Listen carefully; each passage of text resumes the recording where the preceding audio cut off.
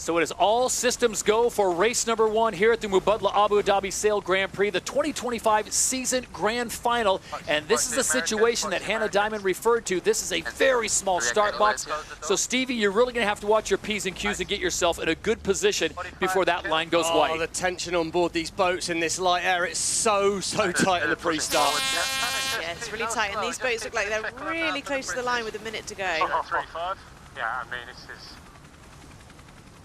See the Spanish a little out of position there in the middle of the pack. They have the Rolex pole predictor at the top of the mast, but they're looking for the sea to part to get a gap through. And the pressure on this Spanish team right now, they have to execute on this start line, or they're going to be struggling to defend their title in the grand final. They're way out of position. Top of our screen, the downwind end of the start line, the black foils are out the back. They're going to look for a slingshot start here. The Bonds Flying Rouge well positioned right now, and Brazil at the top of the line, potentially struggling to get a gap. Spain are still struggling. The United States is struggling at the moment. The black foils turn the boat down towards the start line. The red line will turn white when we're good to go here in Abu Dhabi. It's a tight angle, but a shorter distance from the part of the line where the black foils are right now. Acceleration crucial. Los Glass are out the back. Who's got their timing right as the line turns white?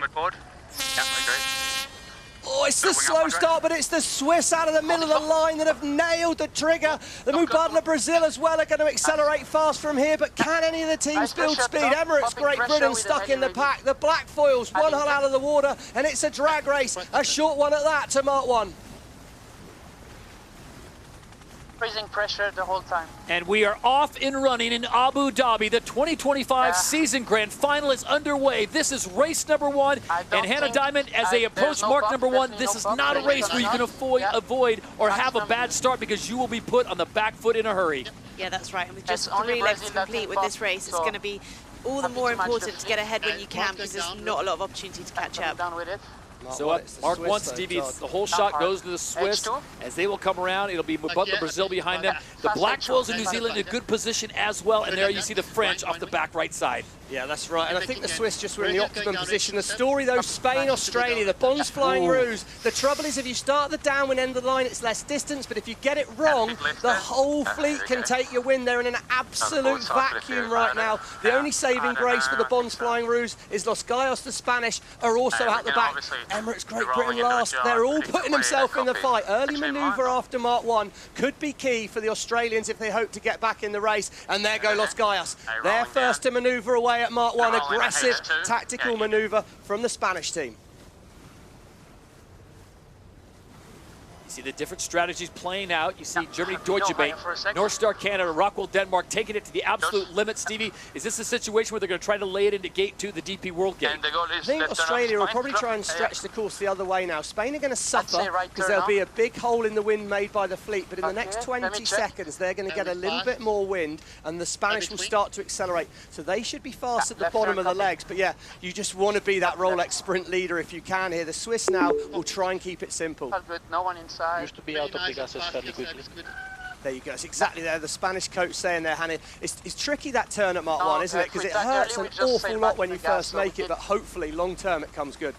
And actually, sometimes it can almost be an advantage to be further back in the pack when you get to Mark 1, because you do break free from that disturbed air more quickly, but they are going to have to make more maneuvers to get down to the DP World Gate, so it's going to be challenging, but we could see a big compression at the bottom of the course here. And we will constantly remind you what's at play. Remember, we are scheduled for 4 fleet races today, then 3 more tomorrow, then the field is cut to just the top 3 teams, and right now it's Emirates GBR, the Black Foils of New Zealand, and the Bonds Flying Rouge of Australia. But Stevie, you look at the leaderboard, you've got Australia, Spain, and Emirates GBR at the back of the pack. Yeah, and Spain are fast at the moment, Todd, though. They've got speed, and they're going to dominate the left turn. So Spain here, tactically, really are going to set themselves up to turn left. And I think it's going to be going down on the water and speaking to Lisa Darmanin and saying, is there anywhere obvious on the water, Lisa, where there is more wind?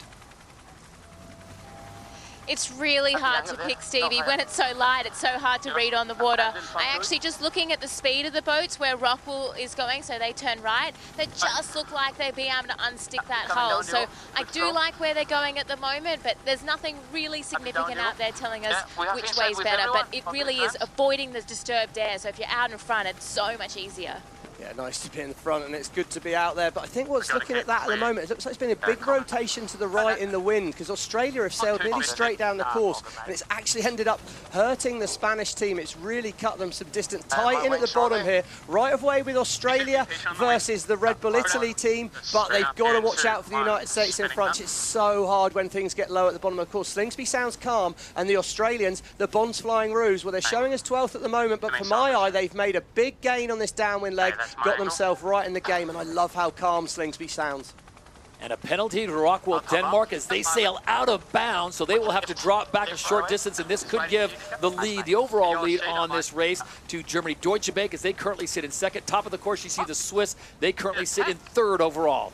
All right, slowing up. Yeah, 20-metre penalty. Here you go, slowing up to kill that. They've got to lose a little bit of speed. They've got to lose 20 metres relative to a boat sailing at normal speed.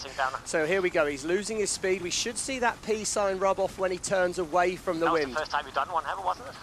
There we go, they're going to start to turn away. They'll sail just across the course, build speed, but that penalty will come off fairly soon. There you go, he's turning down, get ready for it to clear. Pressure's up, And this is a different type of racing, Hannah Diamond. You've been on these boats before. We're used to seeing the high speeds that we saw in Sassnitz and Saint-Tropez. Speed chess, I would like to call it, on the water. But this is a very slow, methodical game, but it's still high-tension chess.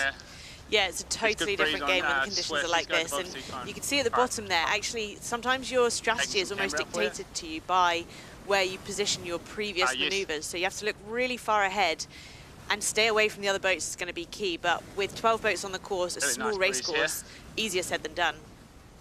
Worth noting, just 3 crew members on board as opposed to the normal 6. And there you see Pete Burling, the trigger finger, heavily wrapped in black fool's tape. He's lucky to have all 10 digits.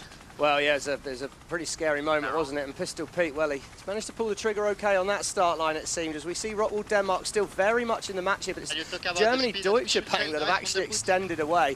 Clearly did pay on that side away from the shore that Lisa talked about, but as you say, it's slow motion chess, and the chess match that matters most is that battle on the left-hand, on the top of our screen. It's Spain and Australia in this fight to the grand final. Spain have got to get 3 places between themselves and Australia over the course of these races. At the moment, they're not doing enough. They're still out of it. We can see this race to the grand final graphic in gold. When you see it in gold, that means we're talking about the race to the grand final. But of course, there's still an event in Abu Dhabi to win first. No question about it. Plenty of money on the line. $2 million to the grand final winner. Of course, you get $800,000 if you win the wheel, winning the event on points. $400,000 for the season points. So plenty of money. $3.2 million to be exact. See there, Lisa mentioned, look at how the teams use the foil to keep the hull in the air. You can see the German team have actually got a foil in the water that's lifting the hull up. And of course, a foil's got a lot less drag to it than just a big hull. So at the moment, the teams are trying to minimise. Denmark have the right of way. Swiss need to manoeuvre here. That looks very tight by Sevenstead. And he's going to be trying to push the Swiss team there. The Danish. I think that was just close enough there by the Swiss. I think they just kept clear. As North Star Canada are going to split the course. There we go, the Swiss push the foil down to lift the hull out, and they should start building speed. So you hear the conversations about H1, that's 1 hole in the air, H2, both holes in the water, and what everyone's looking for, the Nirvana, the Hallelujah land, that is foiling here in Abu Dhabi.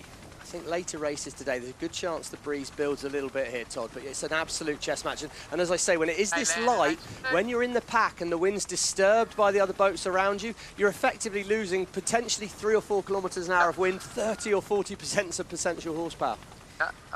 We can just see the Spanish here. They've dropped back into last place, so really not helping their chances of making the overall grand final. Absolutely digging themselves a hole, the champions from season 4 last year, Los Gallos, and now they've got big problems on their hands. Steve, we've talked about this before. You cannot win the regatta on day 1, but you can certainly lose it, and they have put themselves in a terrible, the absolute worst case scenario for the Spanish. Yeah, I mean, they've got to be getting out and winning races. I mean, it might take the shackles off them and they just have to go for it after a first race like this, but Bonds Flying Rouge will be very happy. Emirates GBR, probably the most relaxed of the potential grand finalists. I think they're the safest bet at the moment, but it's been a solid comeback by the Bonds Flying Rouge. And again, I think what's key on a day like today is how calm can you keep the comms, and Australia are problem solving at the moment, not problem finding. Good time to jog potentially here, Tommy. It's the voice of Chris Draper, the wing trimmer. He's trying to, there's only 3 on the boat, Hannah, and I think the dynamic of that is really interesting, how many jobs there are to try and share between you. Yeah, they're really having to multitask here, and it's not a configuration we've seen used a lot throughout this season, so really kind of trying to learn and execute in the same race. I'd say for the Bonds Flying Roos, actually staying calm isn't something they've shown they can do that well throughout the season, but if they have learned anything, then probably Chris Draper talking Tom Slingsby down from any kind of too much excitement in these conditions is going to be a good thing. Emirates GBR has moved up the ladder. They now sit in 8th place. They are the overall leaders coming into this event on 85 points. New Zealand, the Black Foils, they currently sit in 6th place, 2nd place overall with 82 points. And then the Bonds Flying Roos, they are in 3rd, trying to hold down that spot throughout the next 7 fleet races. And hopefully they will be in the top 3, and that will be the grand final. Todd, what would have been for this German Deutsche Bank team? Since mid-season, they've pretty much been the form team, and here they are, straight out of the bag, and they've sailed clinically. They found more wind, sailed the boat fast, and here we go. They're looking like they're going to bring home this first race. Germany Deutsche Bank winning event number 10 in Geneva. They backed it up with a top 3 finish in the last event in Cadiz, Spain, so they certainly are a team in the right direction. Stock up for Eric Heil Coast Guard and his squad as they will bring it home. And remember, each win on the races, the fleet races, is worth 10 points. We're trying to get the most points possible, and right now Eric Heil and Germany Deutsche Bank look like they're going to claim the first 10 points of the day. We're scheduled for 3 more races, but what a great start for the Germans. Really good, and it's tight at that bottom turning mark we can see going off the left of our screen. As here we go, we're going to get that Emirates winning moment for Germany Deutsche Bank, Todd.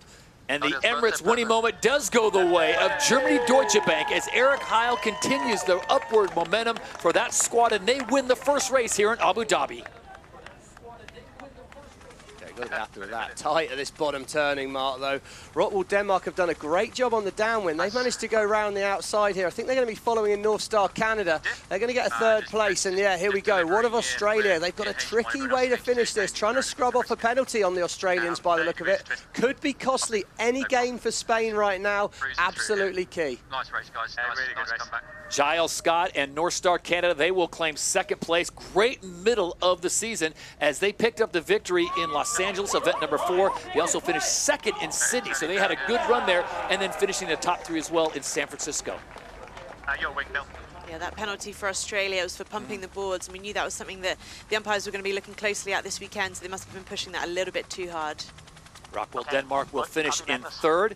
Remember, it's an opportunity now to claim $800,000 if you win the event here in Abu Dhabi. But they've got no opportunity to make the top 3 and a chance to fight out for $2 million. One for Mubadala. There's a lot of teams here that really, I suppose, will be ending season 5 and already thinking of season 6. And it's a lot of teams that needed to address a few things. I think Canada and Denmark would be 2 of the teams that I've almost been most disappointed with this season, and really come out of the blocks firing here, looking to make sure they set themselves up, A, to come away with a win here in Abu Dhabi, but also to be up and running as we come into season 6. It looks like the Swiss will take a top 5 finish just ahead of US SailGP. Taylor Canfield and the Stars and Stripes, they will finish in 6th place, a respectable finish, and a team, Stevie and Hannah, that do really well in the light breeze. Absolutely, and I think here, as we see, we're about to see the Black Foils come across. I mean, it's been no sleigh ride for the Black Foils out there in this race at all, but probably will ease the nerves in this race to the grand final for them. I mean, they need to be within, the Spanish need to be 5 places ahead of them overall, which is quite a big ask at the best of times. But then for the New Zealand team to see Spain all the way at the back, they're going to be feeling pretty relaxed, but none of the big teams have really sort of, set themselves up with too much confidence after this first race. And here's where it starts to get interesting. You see Emirates GBR, the overall leaders after 11 events, coming in, not under a lot of pressure. They are pretty much locked in their spot in the grand final, so they will sail it safe. A 9th place normally would get Dylan Fletcher, Hannah Mills, and the rest of that crew. Not very happy, but in this case, they want to keep the assets in one piece, sail clean the next 2 days, and get into that grind and focus on the winner-take-all $2 million race. Phil Robertson, a new addition to Season 5 as he takes over the helm for Red Bull Italy under their CEO, Jimmy Spithill.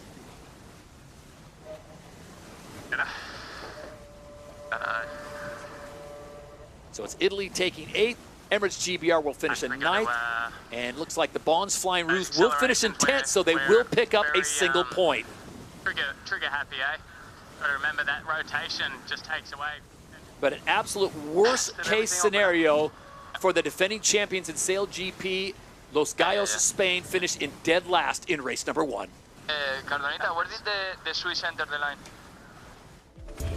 So here we go. We are 43 seconds away from the start of race number 2. Stevie, if you're Germany, Canada, Denmark, Brazil, Swiss, you feel pretty good about race number 1. If you're Spain, you are miserable. Yeah, but it's pretty easy for Spain right now. Diego Botín, it's a simple one. Got to go and win the race, mate. It's as easy as that. And the Spanish right now, bottom end of the line, they're in that optimum position where the Swiss came from on the start line there. They've got themselves on the front row. That's crucial. The black foils, they're going to struggle to get a gap here. Bottom left-hand corner of our screen. Rolex Pro predictors on the Italians. And we've got 14 seconds to go. It's going to be about winding the speed up, as Slingsby said. Slow and steady gets it done. And here we go, race number 2 in Abu Dhabi, about to go live on a white line. Australia's going to be over. Oh, penalty, no. Australia and Spain. Oh, they've both got to drop to the back of the pack. There must have been millimetres in that. Oh, it's going to all be about the comeback Germany, here. Canada. Oh, Germany and Canada, that's 1 and 2 in the first race. A delayed starters, that means they're way out the back, and it's Rockwool, Denmark. They've got one hull in the air. They're up and firing fast. Hold up with Spain here. Keep speed on. I just not sure how to. Got to get behind the fleet here, and he's trying to work out how do I do that, but stay ahead of the Spanish. You got one job to do in that start box before the line goes white, Stevie, and that's not hear the voice of Chief Umpire Craig Mitchell. So that's so easily said than done. I mean, Hannah will tell us these boats, in the light winds, it's almost harder to slow the things up because you're so desperate to be able to re-accelerate again. Yeah, just because we're moving at slow speeds, it doesn't mean that it's easy to kind of kill some of that speed because it takes so long to rebuild. So it's really painful to see those start penalties for Australia and Spain.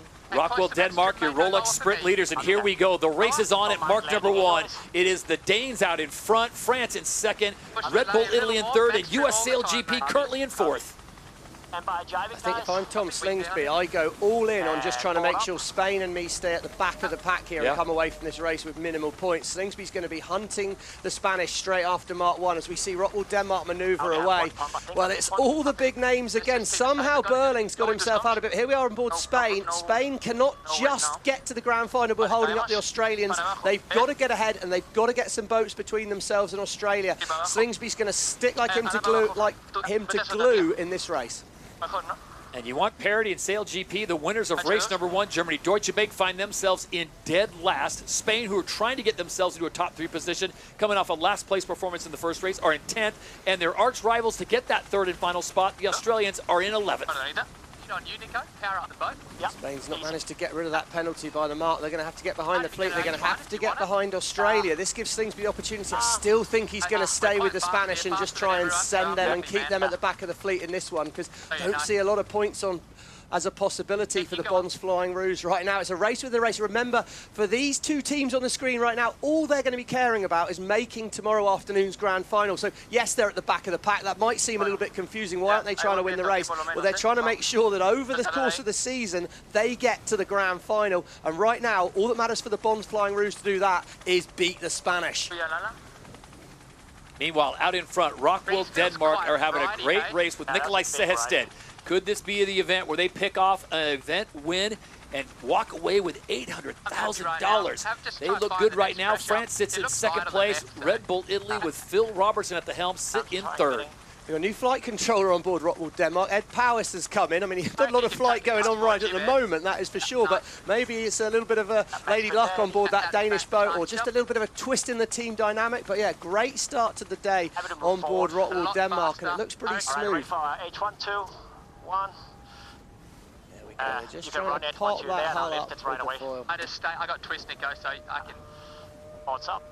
I think what's an interesting feature as well, Hannah, is okay, it looks like quite a big boat, quite heavy, quite clunky, but actually the crew are using their body weight to control the heel on the boat. They're moving around carefully to try and balance the boat. Yeah, that's right. Your body weight is such a big proportion of kind of the weight that you're able to move around in these light conditions. So you want to do everything you can to try and lift that hull if you've got an opportunity to. So there's the situation in race number 2. We're scheduled for 4 races today. This is like 3 of 5. This will get us to the halfway point of racing here at the Mubadala Abu Dhabi Sail Grand Prix, part of the 2025 season grand final presented by Abu Dhabi Sports Council. Lisa Can see your Australian compatriots on the Bonds Flying Rouge that they're in an absolute dogfight with the Spanish right now to get to that grand final. Did you hear any rumours on the shore? Was Slingsby just keen to be aggressive, or has he got an interest in winning in Abu Dhabi itself? I mean, he did say to me they want to win in Abu Dhabi, but I think knowing Tom Slingsby's history, he's definitely not going to let Diego breathe and you know, really take the fight to him. And I think that's the thing is really it's just about getting in to the grand final tomorrow. So I think he'll punish him as much as he can today, and then maybe he can get into his zone as he goes into tomorrow. But you know, the breeze has just filled in a little bit. It's nice to see Rockwool Denmark really up, getting that hull out of the water. But every lap is just quite dynamic. It's changing, and so the teams have to be really adaptable to these small slivers of pressure, and as they come through, really take the opportunity. Well, we see the Australians manoeuvring right now, and I think to Lisa's point, textbook. The Spanish are about to split here, so they're about to sail to the opposite side of the course, and in sailing, if you have leverage, if you're separated from each other, that's a nightmare for the boat ahead trying to control. So Australia quick to manoeuvre to try and follow Spain to a similar side of the course, try and stay in a similar bit of breeze, similar horsepower. And it's worth noting, during Lisa's report, the wind has picked up just a little bit. First time we've crossed into 10 kilometers, so 10.4 across the course right now, and that is the good news. As we go back and take a look at the start one more time, Hannah, it's just absolute chaos with 12 boats in that small start box. It's such a small start box, especially when they're moving at kind of such relatively slow speeds compared to what these boats are capable of in more wind. It's so hard to control your boat speed. You just can't afford to scrub any speed, which is how the Australians and the Spanish ended up just a little bit early. Really punished them. No surprise to see the teams out in front were able to get H1 one hole in the air as they got to mark number 1 and onto the course. As they make their way now to gate number 3, this race is about 6 minutes old and no problem here. It looks like everyone's going to progress around with the wind continuing to rise up. So to Lisa's point, Stevie, it is filling in just a little bit, but you've got to take advantage of this moment. Yeah, you have. I mean, I think we're looking for about 12 for them to hope to get up on the foil. The magic number on the top of the mast is 28, 29 kilometers an hour of speed. But Slingsby here, look at him. He's got the Spanish lined up. He said, what are we on? Are we Spain here, or are we just keep racing? Yeah, I agree with Chris. You can just tack directly in front of the Spanish, block their wind. It will still be your optimum course, but you'll be slowing the Spanish down. Almost straight away, gust again. See how they're moving the board here, Hannah. They're calling it the cycling, and the umpires have had to put in a rule to restrict the usage of that, haven't they? Yeah, and the Australians have got to be careful. They were penalised for doing that too many times in a row in the first race, so I'm sure they'll be aware there is a limit to the amount they can do that, but really trying to use the rules to their advantage as much as they can to keep that hull flying if they've got the opportunity. Like 4 of 5 here in race number 2. It is France that has taken over the lead over Rockwool Denmark. The US SailGP team sits in a top 3 position. Then it's Red Bull Italy and the Black Foals of New Zealand with Mubadala Brazil rounding out the top 6. It's just interesting, isn't it, Todd? We've got Australia 11th, we've got Spain 12th, we've got Great Britain 10th. I mean, all the what we'd call the main season top protagonists, and we're not really. It's sort of in a way understandable, Emirates Great Britain, because they just want to avoid any disasters. But looking ahead to tomorrow's grand final, you need momentum, you need to be on form. And right now, I don't really know who is on form. I mean, other than Rockwool Denmark, who are absolutely on fire right now, but they're definitely not going to be in the grand final for season 5. So Black Foils would probably be happy right now. It is still France and Denmark jostling back and forth on race number 2. On board, Trying to get on a comfy lay here, the Black Foals of New Zealand. There you see Pete Burling with the heavily wrapped trigger finger on the right hand.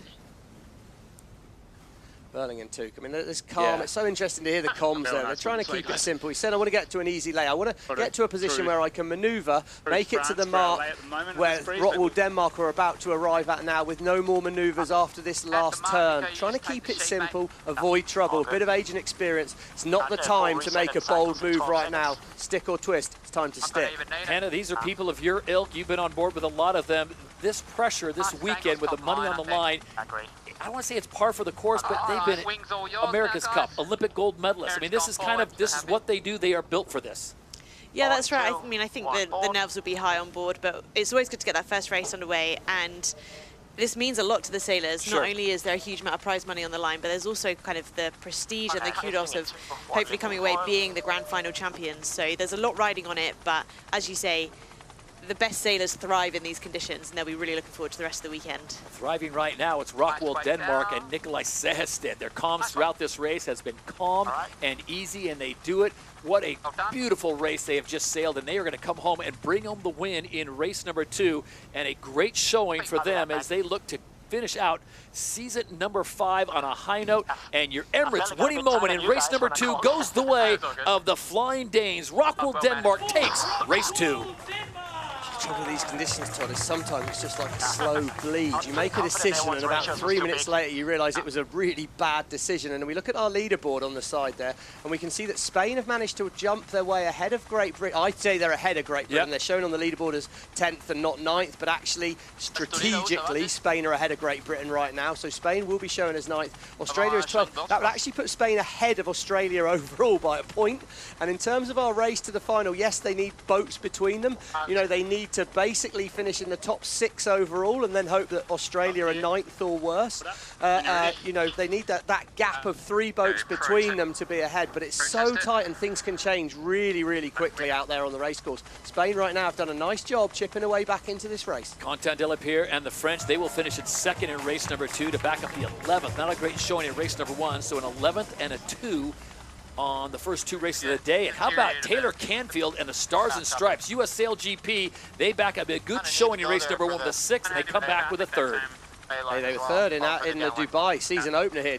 Canfield loves these conditions. Light winds, very tactical chess game, slow moving, slower boat placement, and he's one of the absolute masters of this chess type sailing. And a great showing as we welcome Phil Robertson back into the fold here in season 5 as he takes over the driving duties from Ruggiero Tito. And it is Red Bull Italy as they finish in 4th. It looks like the Black Foals of New Zealand can do themselves a solid and they finish in the top 5. I think, surprisingly, Hannah, we've not mentioned it, but you know, one of the bigger characters from SailGP over the past 5 seasons, Phil Robertson. He's been brought back in. I mean, massive call by Jimmy Spittle. Yeah, huge. And, you know, Phil has got massive experience in these boats, but it's a completely different team for him. So he's going to be spending this weekend getting used to the team and the slightly different aspects of that. But I'm sure he'll be happy to be back in SailGP. Canada comes across the line in 6th place. Remember, they finished in 2nd on race number 1, and then it'll be the Swiss and Mubadala, Brazil with Martini Grail. They will finish in 8th. The Brazilians finished in 4th in race 1, so they got a 4 and an 8 on their report card. Spain have got round. They're going to get home in 9th, and right now the Bonds Flying Roux desperate to roll over Emirates Great Britain. Dylan Fletcher won't have any qualms about trying to hold him up. Right of way, Emirates Great Britain. It's a sprint to the finish. Australia could get no points here, and it could be 2 points for Spain, which would mean this whole race to the grand final is so on right now. Go in, please. Go in, please. So the Spanish show they still have a pulse with an opportunity to make it into the grand final as they pick up some valuable points, albeit just a few, but they will finish in 9th. And Dylan Fletcher doing them a solid, getting between them and the Bonds Flying Roux. Yeah, but the Bonds Flying Roux are going to get right of way at the bottom here, Todd, so it's going to be about who can get the speed to dip for the finish. I think the Bonds Flying Roux might be able to salvage a point. They've got the right of way here. There's going to be a big rotation left by both teams. We want to parallel the line here. I think the Aussies are going to get a point. Slingsby, oh, he never knows when he's beaten. Do we have an issue? Okay, copy. How long till next race? What a finish by the Bonds Flying Roux. That means Spain and Australia are on the same points right now, so we may as well just scrub those 2 races and we're back to it again. As we get ready for race number 3 here at the Mubadala Abu Dhabi Sail Grand Prix 2025 Season Grand Final, presented by Abu Dhabi Sports Council.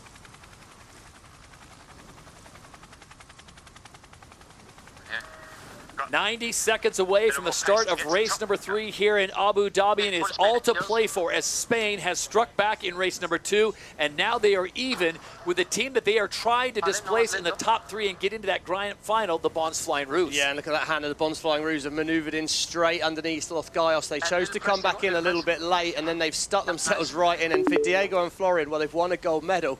What can they do? Let's just follow them here. If we sit anywhere, we sit on the inside, this side of them. There we go. That's our team talk brought by MasterCard. Really quite priceless information there. Hearing Slingsby on board saying, let's just sit right next to him. And that's all he's going to do. He's pretty much, I'd say, decided right now we're not going to win here in Abu Dhabi, the event. Let's just get ourselves in the grand final and try and win the season, because he's pinning himself to the Spanish. And the more races that go by with those points being really nice and close, the happier the Bonds Flying Roux will be to just stick really close to them and forget about the Abu Dhabi event. It's all about that race to the grand final. All right, with 30 seconds to go here in race number 3 and one more race to go after this one. Let's see who's got it right. A very tight start box, Stevie. Who do you like? We're so light. All the teams are early back. The Rolex pole predictor sits on board the Swiss, but it's optimistic because I don't see a gap for that Swiss team to fire through. I think New Zealand are well positioned here. Well, Denmark at the top of the line if they can get their acceleration right, and North Star Canada as well, brilliantly positioned. We're looking for a rotation, an execution, and an acceleration with time counting down. Australia look early to me in the middle of the line. This is the umpire's early start penalty, Australia, USA. Oh, still got it with the eyesight. He was too early there on board Australia. This is massive. Can both teams accelerate the Spanish boat towards Mark 1 and try and salvage some points? The Spanish have to get into the top 7 overall and hope Australia are more than 3 players behind them. And this, well, this is your chance, Diego. You've got to get that Spanish boat up and running to Mark 1. Wind has dropped down below 10 kilometers an hour here at the start of race number 3 here in Abu Dhabi as they approach mark number 1. The race is on. Who will have the position to get themselves to the second gate? And right now it looks like Rockwell, Denmark in a great position, and it looks like they'll be on the inside of North Star Canada. Yeah, Rockwell, Denmark should roll round Mark 1 and hold the lead here. Sehested on fire today. Australia out the back. In the middle of the pack, it's Spain. The black foils, well, he's consistent and safe here. Bit of a protest. Canada must keep clear. I think they did enough.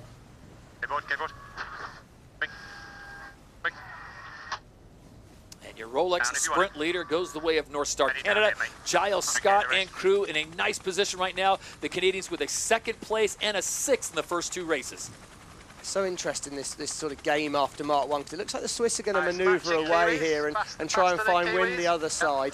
But it's all about your relatives to the boat near you. You can see Canada have managed to keep the speed on, so they're putting disturbed wind onto... Oh, they've been given a penalty. They've got to drop behind Rockwell, Denmark. Sehested should be able to manoeuvre quite comfortably, line himself up for a left turn at the bottom here. Feels like a lot of the teams are trying to simplify this first downwind leg if you're in the lead. Anytime you manoeuvre, you lose a lot of distance. And there you see North Star Canada paying the price, both holes in the water. Meanwhile, Slingsby Houdini trying to work his magic at the back of the pack and move up and stay in front or even with Spain. We now go down on the water. Olympic silver medalist Lisa Darman, and everyone wants to know, is the wind coming, or are we going to stay at this 9 to 10 kilometers an hour condition? North Star. For this race, I think it's going to stay like this. It's trying to come in, but there's a lot of smog around, a lot of cloud, which is not really helping. So I think for the racing right now, this is it. It's super high pressure, and whilst it's so slow, it almost makes it harder, because if you see something, it takes you a lot longer to go get to it, and a maneuver is so much more costly. So quite interesting that 4 boats have decided to make the maneuver early. It's really hard to call out here, guys. Yeah, really hard to call, and in some ways you're kind of dictated to for your strategy. So you can see the Swiss and Emirates GBR, Mubadala, Brazil all took the opportunity to manoeuvre early around Mark 1. That's almost committing them to make the left turn at the bottom. So a lot fewer options when it's this light on the course. Stevie, they say that everyone has a plan until you get punched in the face. Well, in SailGP, everyone has a plan until Mother Nature takes away the wind. Yeah, and the trouble is sometimes your plan can be affected by other boats here. Canada is slowing up, but that's then slowing up the black foils. It's opening the door for the Spanish out the back, and I think we're going to see a huge pile-up at gate 2 at the moment. Giles Scott talking to his coach, why have I got the penalty? Well, we believe it's a board cycling penalty, so they've dropped and raised the boards too many times to try and gain artificial propulsion on themselves. Their penalty's now off on North Star Canada, but look, they'll be in the disturbed wind from how many boats? And Los Gallos, well, they're going to be overlapped at the circle. Los Gallos could be all the way up to 3rd, 4th coming in here, and the Bond's flying Rouge. Well, Houdini Slingsby, you called him, Todd, and he's going to need to find something magic at the bottom. Right, to me, Spain are entitled to room inside Rockwell, Denmark here if they can get there, because they're overlapped. Will they choose to dive in and ask the question, or will they just play it safe? But whatever's happened, Los Gallos have given themselves a chance. No question about it. Los Gallos in the works right now in 6th place, but this logjam could play into the favor of Tom Slingsby and the Bond's Flying Rouge, because everyone's going to come really crashing down to a even slower pace than they already have. Yeah, I think it's an open opportunity for Spain here, Todd, right now. Spain are going to come out of this maybe third here, and I don't see a gap for the Australians at the top of our screen to get round easily. This could be a massive swing in the points in our race to the final. And remember, it's all about cumulative points. It's not just this one race we're witnessing right now. It's how the points add up over the 4, 5, 6 races. However we managed to get this weekend. Tough times for the Bonds Flying Roos. Slingsby throws it inside at the bottom mark there. He did have the right of way to my eye, but he's right in the pack. So the Australians giving maximum effort on board that Bonds Flying Roos, no cap. And here we go. The race is on as they get around that next this is the gate. umpire's penalty. New Zealand not giving Mark room. Go behind GBR. So those are the 3 protagonists right now. You've got the black foils on the right side of your screen center. Emirates GBR in between them and the Bonds Flying Roos. Those are the 3 right now, as you see, that are set for the grand final as New Zealand picks up that penalty. But Stevie, Spain is lurking 1 point back of the Bonds Flying Roos. Yeah, it's all about those overalls at the moment. And New Zealand, well, they're going to lose a little bit, but they only need to drop behind Emirates Great Britain. I don't think this will be disastrous for the black foils, but Australia needs to make some overtake because Spain's in space, and Spain's got good wind on that side of the course. Lisa have been saying it was good on that side. Look how fast the Spanish are when you give them a bit of space. Spain are caving into us now. This is the umpires. Penalty Canada, not giving Mark room. Go behind Italy. Oh, they were winning this race, Todd. Oh my days, one error, overcycling and trying to push that boat too hard, and they've lost so many places. Black foils manoeuvre over on the shoreline there in front of Emirates Great Britain. Still got that penalty. They've got to get behind Emirates Great Britain. I'm surprised it hasn't gone by now. This has got to be a little concerning if you're Tom Slingsby and the Bonds Flying Roos, as Spain, who is behind you by just a few points, now sits on top of the leaderboard here in race number 3, and the Aussies are in 7th. Yeah, with acceleration out. Still a penalty on board New Zealand. I'm surprised they haven't lost that penalty just yet. They're struggling to get rid of it right now. This is going to be a really hard lane for Emirates GBR with Bonds Flying Roos attacking just there.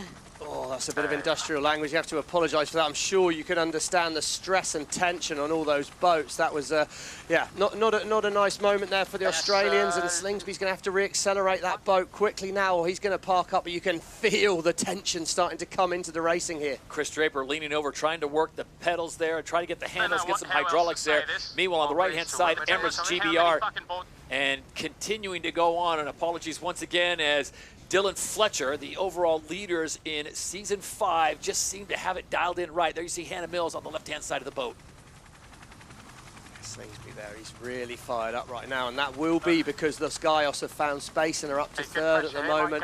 Our race to the final. Well, Australia are still in it at the moment, but he's dropping out the back quickly. He needs a reset on board that boat. Need a big reset, as we can see. Right-hand side of scheme, Bottinin showing in 3rd. Maybe lost a little bit of distance to the Brazilians, but it definitely seems like finding space on that, what was the right-hand side of our screen, we'd call it the left-hand side of the racecourse going upwind, is the place to make a gain. Hannah, Tom Slingsby said it in the press conference himself. What's the one team you don't want to see? And he said Diego Botín. The way their form is right now, he didn't want to have them in there, and they are turning it on him right now as they sit in 3rd. Yeah, I really agree with him. The Spanish, we've seen how strong they can be this season. Maybe not kind of towards the back end of the season, but they're a team who can always produce results under pressure. So I'd agree with him. If there was a team you didn't want on your heel, it would be the Spanish. Yeah. Just hearing from the umpires that New Zealand have still got a penalty because they didn't take their penalty versus Great Britain quick enough. If you don't take your medicine soon enough, well, you get given a lot more. How about this? Tell us how many board cycles we're on. And that is brought to you by MasterCard, and I'll let you guess what that word is in the middle, but again, it would be under the Stevie Morrison Industrial Language Guide. Yeah, I mean, sorry, I was a bit unfortunate really there, but yeah, that moment, he's talking to the coach booth on the shore. Yeah. So we're sort of trying to find out how many times am I allowed to raise and lower the board, because they're using that before cycle. you get penalised. Yeah, because they can gain advantage. It's not quite like a paddle or an oar in the water, but it helps you lift the boat. And if you time it all right, you can almost propel yourself forward a little bit. Now, obviously, you know, we're powered by nature, not by these foils in this instance, so that they've had to come up with a system, and they're allowed to press the button 6 times during a minute period. Now, the coaches can monitor that for the sailors, and Slingsby and Coach Ben Durham, I'm sure, was clearly not quite vibing. But right now, as we see the race to the grand final, top left of screen, well, it's okay for Australia right now, but this is a massive turning point in this Abu Dhabi event, because Los Gallos, well, if they can bring it home third here, they're going to start to sneak up the overall leaderboard. And let's remember, they need to be 3 places ahead of Australia overall at the end of this event here in Abu Dhabi to make the grand final. The defending champions, Los Gallos, they looked terrific last year, dominating conditions like they had in San Francisco, but this is a different story. After winning 2 events in the middle of the season, they won back-to-back in San Francisco and New York City. And after that, they have fallen on hard times, not able to keep themselves consistently in the top 3, as did Emirates GBR. So there's the situation right now. Emirates GBR, Black Foes look pretty confident that they're going to make that grand final. Bonds Flying Rouge fighting it out with Los Gallos for the 3rd and final spot. Told it. Kind of looks easy though, doesn't it? Yes. Right, well, Denmark. Making it look easy. Just get yourself ahead, cruise away after Mark 1, and then job's a good one. I love how Nikolai Sehested said, we'd like to mess this up as much as we can. Plus, they have an opportunity to win $800,000 for the team if they win the event this weekend. Yeah, I mean, I think that would be motivation enough for me right now. But key moment here, Red Bull Italy, Phil Robertson, he's done a lovely job on this downwind leg, but he does not have the right of way versus Spain. Spain desperately need to get back to 3rd and cling on to that position. I think Robertson might be able to get round the outside of him here. Tight moment coming. And right now, Tom Slingsby and the Bonds Flying Rouge best friends are Phil Robertson, Red Bull Italy, Taylor Canfield, US SailGP team. They desperately want them to get in front of Diego Boutin and push him down that leaderboard. Yeah, huge moment here. They're going to get slow. Spain have the right of way. That's the first thing for us to remember. Italy must... Oh, he's right round. Look at that, the speed. Yep. Carl Langford, silky trimming on that wing sail there for Red Bull Italy. I think the Spanish are going to be able to shut the door on the Americans, but they're going to all be about acceleration after this manoeuvre here. Canfield must give Spain room for the mark, but after the mark, well, it's fair game for Canfield. And, well, if anyone's good at this one-on-one, it's Canfield. As the battle rages on for 4th and 5th place, respectively, it is the Flying Vikings. Rockwell, Denmark will get the 2nd win on 3 races as Nikolai Sehested brings them home for the win in race number 3. So while Denmark celebrates yet another Emirates winning moment, we turn our attention now to the back as Switzerland looks like they will claim 2nd place. Great showing there for Sebastian Schneider and his crew. And Red Bull Italy and Phil Robertson, a top 3 finish. And look at this, Stevie. Look at this. Taylor Canfield has got ahead of Spain. Yeah, he's done a great job getting around the outside, and those points are going to be crucial. But more importantly, perhaps, what can Slingsby do here? He's at the back. He's got right of way over New Zealand. He has right of way over no one else. But because all the boats are going to park up, sometimes you can get a bit lucky, and sometimes the door opens up. And if anyone knows how to open that door, well, it's your man in the Bonds Flying Rouge, Tom Slingsby. He's opened the door. He's going to dive in. He's going to get asked the question of the umpires, but he looks clean to me. The door was left wide open by Contant de la Pierre. Slingsby's seen a chance. He's taken it. This could be huge. How about this camera angle? We're on the mark there, Todd. That's the mark cam showing us that. And it's going to be a sprint here towards this finish. Can the Bonds Flying Rouge salvage what would be potentially a 7th or 8th place here? 8th, I think they could get here. 65 true on the thing. And with the points available, that is a huge difference. Obviously, with 0 points being available for 11th or 12th, if they can get up into the points and they'll close that gap on Spain at a really crucial time in the series. I've said it before, I'll say it again. Slingsby Houdini is alive and well in Abu Dhabi, and somehow he is going to salvage a great performance here in the 3rd race of the day. They were in the back of the pack. I think we're just defending now. Meanwhile, Dylan Fletcher and his squad, they are in 8th place right now. And now we watch them come across the line as the USA will finish in 4th place and Diego Boutin and the Spanish will finish in 5th. Could be plenty of action to be had here. Great Britain are going to take the Australians as far off the course as they can, I'd imagine. Spain, good result, but they lost some crucial points there. Points matter here in Abu Dhabi. So Eric Heil and Germany Deutsche Bank will finish in 6th place behind the Spanish Los Gallos, and then it'll be Martini Grail and Mubadala Brazil will finish in 7th. Now, who has the right angle, Stevie? I'm sure Emirates GBR would love to be able to shut out the Bonds Flying Rouge, but it looks like Tom Slingsby has positioned himself just right to get 8th. Yeah, he's done a great job there, Slingsby. He had half a chance at that mark. It was the time to take the risk. He took it perfectly judged. Good comeback by the Bonds Flying Rouge in 8th. I mean, they'd bite your hand off for that, if you can believe that. Not normal result for the Aussies. With my board down, and if I don't know if I can go up, it just feels like still continuing that conversation about where he and what he's allowed to do with his board.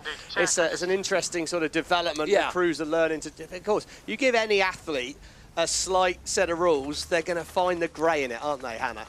Yeah, that's right. And I think it's going to be really easy for these sailors to get stuck on this point, whereas actually there's a lot more to the racing than just the board cycling. So they need to be able to make sure that they're all over the rest of the racing as well. 90 seconds away from the start of race number 4, and here we go. And Hannah Diamond, I guess if you're Los Gallos of Spain, you have got to be very aggressive in this one. Yeah, they're really running out of time to put some points on the Bonds Flying Rouge here, so they're going to have a bit of a different start strategy to the last few races, and they have to win the next few races. Coming up on the final seconds before the start of this one, it'll be everyone a go for that white to go light as we approach 1 minute away from the start of race 4 here in the Middle East. All right, Stevie, we've seen 3 different strategies play out. Everyone's trying to get to that sweet spot as you see that blue arrow right there, the pole predictor being on board Spain. But what can you do? Can you do the Harris delayed late to the party start, or is this start box too small and not enough wind? I think you've got to kind of have that control of being in front of people because there's such big wind shadows in this light wind. You can disturb the wind so much. Well, Denmark having to manoeuvre away here. Spain are very, very well positioned right now. Bonds Flying Rouge, well, he's potentially well positioned, but it's high risk. If the Australians get it wrong from here, you're going to have disturbed wind from the whole fleet. Up the line safest, but you've got further to sail. Spain perfectly positioned, but they're all so close to the line right now. We can see the black foils. We can see United States, Germany, Spain and France all on that front row. 14 seconds to go. We're waiting for our line to turn white, but I think they're a bit early in the middle of the line here. Spain could be over this one early. The Bonds Flying Rouge wind it up. We got 5 seconds to go. There's going to be boats over mid-line here for sure. This is the umpires' early start penalty. France, Spain and Canada. Music to the ears of Tom Slingsby. Wow, and Slingsby in his own defence has nailed it at the bottom of the line. His timing was impeccable, and he said he needed a good start. Well, he's got one, but it's Martini Grail at the top of the line who's got one hole flying first. The Brazilians will be fastest, but can they sail that extra distance quickest? Both teams, 100 metres to go to Mark 1, but Brazil will be faster. I'm 28, almost taking over. And Martini Grail and Mubadala Brazil will get to that circle first. They will have priority as they come in, and they will get the whole shot. The Brazilians will lead it out of mark number 1 here in race number 4. Just want to take a good low mode after this mark. Big high hole fly.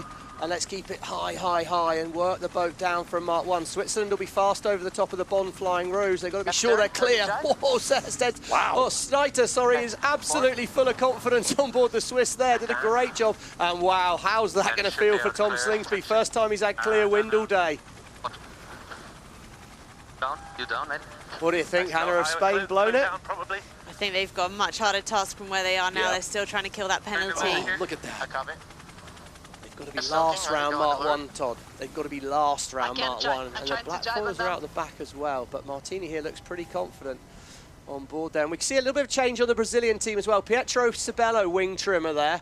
Raced against him in the 49ers back in the day. So Pietro, a fantastic sailor, top, world level skiff sailor, and he's come in as wing trimmer for setting up for season 6. So changes happening on a lot of the teams already out here in Abu Dhabi, and it's going well for Brazil right now. Good shot of Martini Grail on board Mubadala Brazil. She was the 2014 Sailor of the Year, 4th in New York City this year. Picked up a race win there to go along with her 2 Olympic gold medals, 2 World Championships. So she is a talented sailor indeed, and there's the team.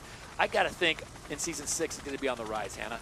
Oh yeah, absolutely. I think they've been really impressive in this first season. They must have learned a huge amount. So I think season 6 is going to be really exciting for this team. I still didn't clear the win with Here we go. We can see that in the back of the pack, things are tight. Spain are way out the back. The Blackfoil as well. They're going to try and keep it simple from here. And Slingsby, I imagine he's going to be breathing a sigh of relief. They have got clear wind at the moment there. Slingsby's got his eyes on stalks, looking around, trying to find the best breeze. All right, a couple questions for you, Stevie. Why do they have one person in the middle, one person on the right, and one person on the left? And what was Tom Slingsby referring to, and I think I know, when he said snakes and ladders?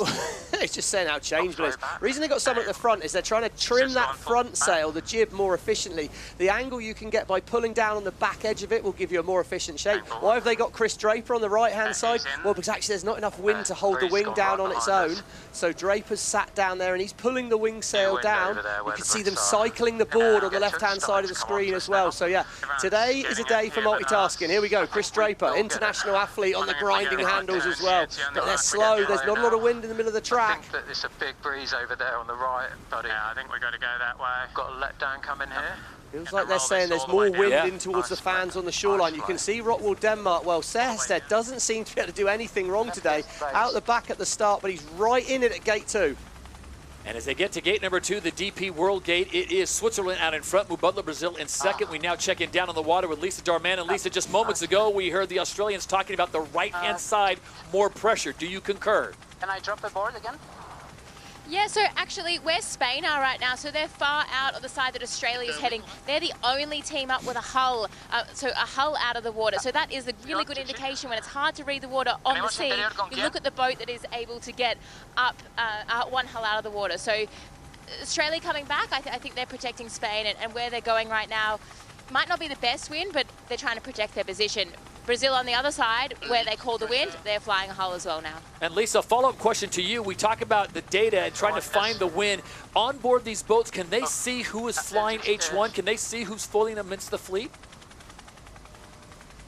Yeah, so basically, when you're looking for wind, you're looking at anything that you can find to give you an indication, whether that's a flag in the sky, the other boats, how powered up they are, and you process all that information as well as what you see on the water to try and make your decision. And then you layer on top of that the tactical game that you have to play between you and the other boats, positioning yourself in clear air. But you know, right now, when it's like this, it is kind of the most tension, because the difference between getting it right and wrong is hundreds and hundreds of meters. Just wait a little And bit. I'd have said there, the difference between getting it right and wrong for Slingsby is millimetres. He's just round, and for our race to the grand final, top left there, Slingsby is gaining points on the Spanish as we speak right now. He'll be liking what he sees at the moment out there, but my word, he was so close to getting stuck on the outside of the German team at that bottom gate, and he could have hemorrhaged some positions there, but well, who are we to judge Tom Slingsby wrong? He got it perfect, and the Bonds Flying Roos have gone round the outside of Germany. Massive call. Brave, brave call, as we can see now. Mubadala, Brazil, I think they're going to be ahead when we get to the top here. Let's look into the Oracle Cloud, and we can see, well, the wind speed's very, very similar, but the angle is great for Brazil. And Hannah, I want to ask you, this is basically chalk now. It is back to even, back to square, because coming into this event, it was the Bonds Flying Roos with a 4-point lead over Los Gallos, and as it stands right now, it remains a 4-point lead. Yeah, and you know, fourth race of the day for us to be kind of back where we started for those two teams who are really fighting to make the grand final. Spain are really running out of time to gain some points on the Bonds Flying Roos, but if anyone can do it, I think they're going to be keeping the pressure on as much as they can, and splitting from the Bonds Flying Roos is going to give them the best chance of doing that. And look at this, Stevie. Two teams, holes in the air. You've got the Denmark also getting their hole in the air, so a great bit of pressure. Who's got the right of way? Swiss have got the right of way here. Brazil have got to give room for the Swiss to turn in. I think this is getting too close. This is way too close. Brazil's pushed that too close for me. I would anticipate a penalty coming on the Brazilians there. Martini needed to open the door to allow more room for the Swiss. Oh, that was too aggressive, really. Will be interesting to see. There was no contact, that's the positive. And interestingly, it could be an instant lead change with the Swiss. Potentially already Brazil have taken their penalty. Stevie, is this a case of being too aggressive by Martini Grail, or is this a case of only having 3 people on board and maybe she didn't see him? It's a great point, Todd. I mean, there is someone in that bottom cabin that should be able to look at it. So we'll have to hear the comms back from on board. I couldn't hear the exact comms on that Brazilian boat, but it seemed to me like she didn't see him, because there was no need to be that close. It was too risky. Middle of the pack, well, Rockwool, Denmark are up to third. Blackfoils have worked their way through the fleet, and we're starting to see the big three, Emirates, Great Britain, the Bonds Flying Roos and the Blackfoils, starting to find some form and working their way up through the fleet. Bonds Flying Roos have got the right of way. And how about Los Gallos, Spain? They have worked their way up from last. They are now in 8th place. They drop 1 position behind Germany, Deutsche Bank. But keep your eye on the Australians. The Bonds Flying Rouge holding on to that fourth place finish, Stevie. They've got to be looking to possibly get past Rockwell, Denmark. They're going to be trying, but I think the Bonds Flying Rouge will be pretty happy if they can cement a fifth and just have some points between them and Spain. I think right now, with the way the day's going, Slingsby would bite your hand off to just get across the finish line in fifth and go in and have a cold drink. So there it is. The graphic right now as it stands, it would be New Zealand on 85 points, Emirates GBR on 87 points, and the Bonds Flying Rouge on 84 points clear of Spain. Yeah, slightly. This is the umpires. Penalty Italy, relative France. Oh, it's tight there. Spain have got the right of way. Big aggressive, but he's got to be just aggressive on Botin. He's got to do that on the Spanish boat. Forced situations. He will have asked the question of the umpires, I'd have said, because I think he wasn't enabled to sell a Germany didn't give Mark room, go behind Spain. Agreed. Got to say, Craig Mitchell's got that one right, in my opinion. He was compromised on the Spanish boat. He's slowed up by the Germans there. Germany needs to get out of the way and give him room to go around the mark smoothly. But that does cycle them back to 12th place behind the Germans. They will pick that spot up, and the USA just on their right-hand side. Yeah, I mean, it's going to hurt the Spanish because they've slowed up a lot thanks to that. So any hope they had of maybe making a miraculous jump up to the back of the Black Foils or somewhere like that in the fleet's going to have gone away now. But the Bonds Flying Rouge, well, they've done a good job, but not as good as Rockwell Denmark today. They've worked their way all the way up to second in this race, Todd. That's downwind. But it looks like we will have another winner joining the Germans and the Danes today on Saturday in the victory circle as the Swiss look in position with Sebastian Schneider to take this one as they are inching closer to an Emirates winning moment here in race number 4 on day number 1. Meanwhile, the Spanish way outside. They sit in tents. They are trying to pin the USA on the right-hand side, and that is going to cost them a lot of time. Meanwhile, Germany, Deutsche Bank making their way up there. And keep your eye on the Bonds Flying Rouge. They currently sit in 5th place. Can they pick up yet another spot? Tight, yeah, what a moment for the Swiss. And there is your Emirates winning moment in the final race of the day on Saturday. It will be Switzerland and Sebastian Schneider that get the win. I mean, really sort of typically Lake Geneva type lighter wind conditions, so no surprise there. But I mean, what a day for Rockwell Denmark. That said, pretty sure we said what a day for Rockwell Denmark after day 1 in Cadiz. So whatever they did for dinner on the first day in Cadiz, let's not do it again, Nikolai. Let's try and change things up. So Brazil will get a top 3 finish, so it'll be Switzerland, Denmark, and Brazil, 1, 2, and 3 in race number 4. You talk about Denmark, Stevie, what a day they've had. 3rd, 1st, and 2nd.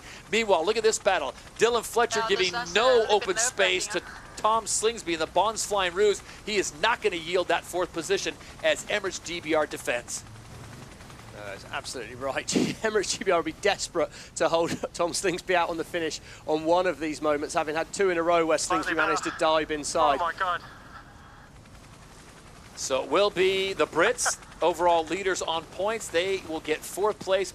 Big point boost for them, and that should almost lock the door. The Bonds Flying Rouge will inch across in 5th. It's a great save once again, but more importantly, how many boats between them and Los Gallos, Spain, as the Kiwis will come across in 6th. Unfortunately for Spanish fans, Todd, I think they're going to struggle to get any points at all here. Good fight, guys. So I think for Spain, they're going to need a minor miracle from here if they hope to defend their title. And the Kiwis do cross the line in 6th with Red Bull Italy finishing in 7th place. And now Spain just looking at all these boats ahead of them. Hey, Finn, so we'll hit pretty major damage on this rudder, eh? So France goes 8th, North Star Canada, Giles Scott will finish in 9th. Pretty interesting to hear there, Burling talking about major damage on the rudder. So I don't know if there's been a sort of underwater contact where the boat... It's important to remember sometimes that the foils do actually, you know, extend outside the hull that we see on the water. So the boats could not be touching, but the foils could potentially clip each other. So stand by to hear what happens there. I mean, we have got the best shore team. The tech crew at SailGP have performed miracles. Perhaps a little repair on the rudder they'll see as, you know, light work. But the bad news for Spain is they finished in 11th place, 1 spot ahead of US SailGP. Unfortunately, both of them do not get any points for finishing out of the top 10. 10 points to the winner, all the way down to no points for 11th and 12th as we come up on 1:12 to go. And then we'll get the 1 minute klaxon fire up, and look at the British a little late into the box, and look how tight it is as everyone goes to the back and then cycles their way through. It is fully on here at Abu Dhabi. Oh, and Australia were chasing the Spanish in there, but both teams found a way out. Slingsby still tries to chase him. That's a brick wall, Tom. Careful. Oh, he's managed to spin the boat, but the Spanish trying to run away from the Australians. Not only have you got to beat 11 other of the best teams in the world, you've got the all-time most successful team. Oh, boundary penalty, Australia, though. He's pushed it too hard. Didn't keep clear. A windward boat keeps clear. Oh, it was a windward boat keeping clear. It wasn't boundary. Oh, that's massive. They're going to have to start behind the fleet unless they can clear this penalty with a couple of manoeuvres. Let's tack over. Just a 2-tack. He's trying to do, you can do 2 tacks. You can turn the boat through the wind twice. That's one way of clearing the penalty. He thinks he's got enough time to do that and then still hopefully have a run up at the start line. Italy lead the fleet back though well at the moment. Canada well positioned at the top of the line here. They should be able to really wind it up. Black foils are in the middle of the pack. Switzerland turn the boat towards the line. It's all about acceleration. 5 seconds, 3 seconds. Line's going to turn white. We're racing. Switzerland are absolutely on the money, as a North Star Canada, and North Star Canada first to the foils. They should fly over the fleet from here to Mark 1. And we are off and running. The final Super Sunday of the 2025 season. Oh, Los Gaios are in the inside, Todd. They're going to struggle to get round without a lot of boats ahead of them. North Star Canada gets the whole shot. Germany, Deutsche Bank looking good. Red Bull, Italy, and then France. Oh, so tight, Mark 1. The Spanish are back in the pack again. Fletcher's rolling over the top. Black foils are not on the foils. They've come down off the foils there. As soon as you're back in the pack, Hannah, it's just so hard to find that space to be fast. Yeah, there's a lot of disturbed air, especially as all the teams converge at Mark 1. So if you can get up and foiling, it's a big advantage. But that first manoeuvre, all important to lead the way back to gate 2. I think they should be nailing it. North Star Canada, huge opportunity. Gate 2's big. It's very far apart, the marks. Left gate's easy. Let's stay on the foil. Fleet's going to be coming back out. I think clearer air is left turn. Keep it simple. That seems like a good strategy to me from board the North Star Canada team there. They're saying there's potentially less distance to turn right, but let's just stay on the foil, stay fast, as we see a bit of a penalty on board the British boat there, potentially relative to the French, so they're going to have to kill a bit of distance. So as we crunch these numbers, Stevie, you see Australia sitting in 11th place right now. Spain is currently sitting in 7th, and this is the all-important race. You've already mentioned Emirates GBR and the Black Foals of New Zealand. They're pretty much safely in that grind final. It's down to 2 boats. It's down to 2, but I think what we've got to keep in mind on here is those penalty points that the Swiss got for the collision and Brazil also picked up means the pack, the overall points are so tight. Now what Spain need is to finish 3 places with 3 boats in between themselves and the Australians in the overall rankings. Not just in one race, but in the overall of these next 2 races. New Zealand have a boundary penalty. They've got to get rid of that. They've got to lose 20 metres relative to people. That should come off quite easily, I'd have thought. But Los Gaios have got boats between themselves, Australia, but it's all about what they can do on the ladder here. Just go straight. They're still behind in the race to the grand final at the moment. Penalty. Oh, Spain, that must have been boat on boat with Canada. They didn't see them. It's so hard with less people on board. We're making them out. Are we clear already? All kinds of different modes out of the water. There you see Los Gaios, Spain, the defending champions from last year, up and foiling. Penalty has still not gone away. Yesterday, raced with 3 people on board. Today, because of the breeze, they are up to 4. And it's still hard to see, when you're low on numbers, it's hard seeing everything, isn't it, Hannah, ultimately? I mean, just knowing where all these other boats are on the course is pretty confusing. Yeah, there's plenty of jobs on board just to do to keep the boat sailing, and someone's got to be keeping their eye out for other boats where you are on the course. So these sailors are going to be busy when they're sailing 4 up. This is leg 3 of 6, race number 5. One more fleet race before the grand final. North Star Canada has the lead. Had a decent day yesterday. Canada came in with some solid results, finishing 2nd in race number 1. They dropped back to 6th in race number 2. Race number 3, they fell all the way down. And then it was race number 4 where the Canadians finished in 9th. Well, see the British here have managed to find some space and they're going fast. Lisa, the breeze out there, is it really patchy? It seems like the British are on a charge at the moment.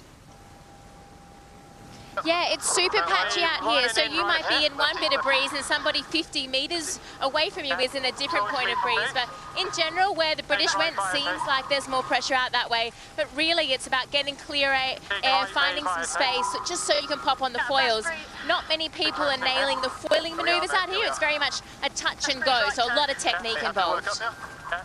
There you see Emirates GBR, they have moved up to third place. You saw Hannah Mills, the strategist, manning the handles. North Star Canada, Giles Scott leads this race. And Germany Deutsche Bank, one of the hottest teams in SailGP over the last few events, they currently sit in second.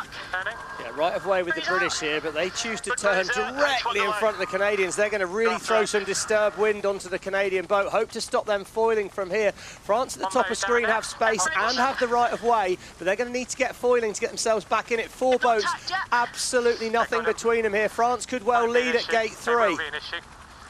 Take some height early if you want. Got plenty of power in the bank.